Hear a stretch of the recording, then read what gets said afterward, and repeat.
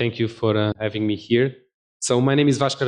I'm head of the business unit for hydrogen in Bondalti.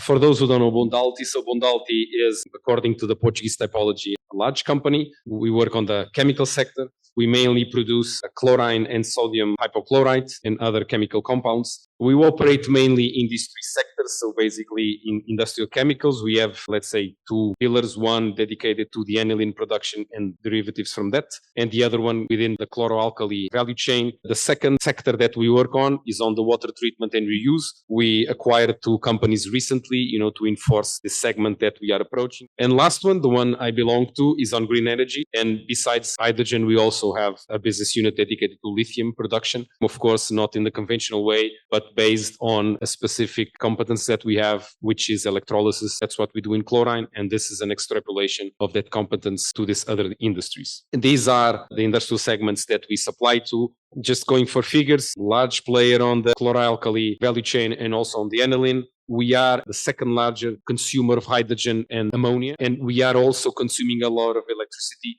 And this share of electricity is actually getting more and more green. Our own auto consumption is also growing as we are investing in a solar park nearby, and we're also buying guarantees of origin of green energy. And this accounts more or less nowadays for 40% of the electricity that we use in our production. This is how we work. So this is the chemical complex there in Estarreja. We have a second operation in Spain, in Torrelavega.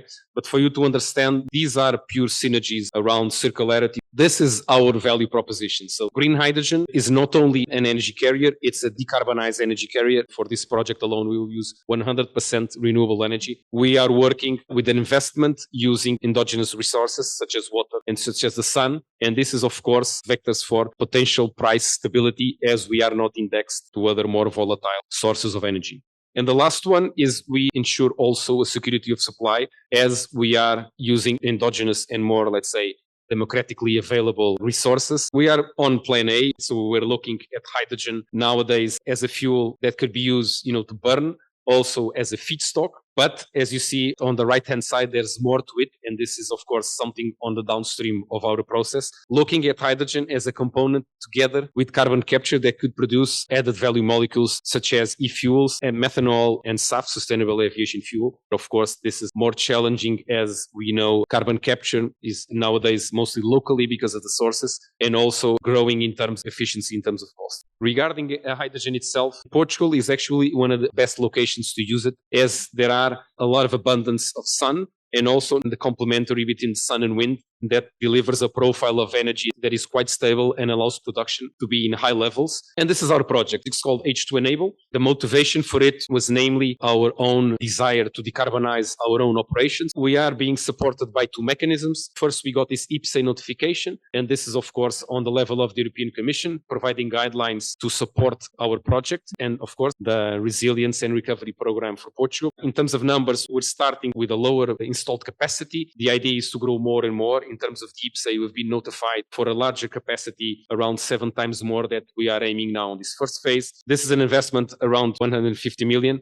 and this accounts for, in terms of avoidance, of 400 kilotons in 10 years, so 40 kilotons per year in terms of CO2. And just for you to get a notion, we are here in the chemical sector. I mean, our neighbor Nobian is around 10 times larger than we are. So this was a big challenge just to be within this neighborhood. We are looking at these 4 market segments. So first is introducing our feedstock in the industry that uses it, such as ourselves. We're also using it as an energy vector to burn as an alternative of natural gas. So we are injecting our green hydrogen in the natural gas network here in Portugal. We're also looking at mobility, as this is a segment that it's not actually ready now. This is something that's going to appear around towards the end of the decade. We're also accomplishing some infrastructure on this, namely having a hydrogen refueling station there in Estarreja. And also, as we are using a lot of power, there is some services that we're providing to the network, namely on the network, to be balanced. Normally, there are these contracts with higher consumers of energy in which they can use the energy to balance the electric network. And we are one of these companies. So it starts with energy, both remote coming to the grid and also with guarantees of origin, but also local assets that we are building and acquiring energy from to feed our own substation. We're looking at employing 50 people. So this is a capex intensive project. So it's not a labor intensive project. This is the same, but for the chlorine production. So chlorine already involves the production of a byproduct, hydrogen. So we are already producing hydrogen within our own facilities. In the 50s, we were producing green hydrogen when electricity was cheap, coming from the dams being built in Porto, and then these dams needed clients. So we were one of them, and it made all sense to use the electricity coming from the dams to produce hydrogen. We were producing back then already 4,000 tons per year. We're aiming to produce 5 nowadays, and this was 70 years ago. And we're also producing ammonia. We're going back to produce green hydrogen again and to make it useful and sustainable for our own value chain.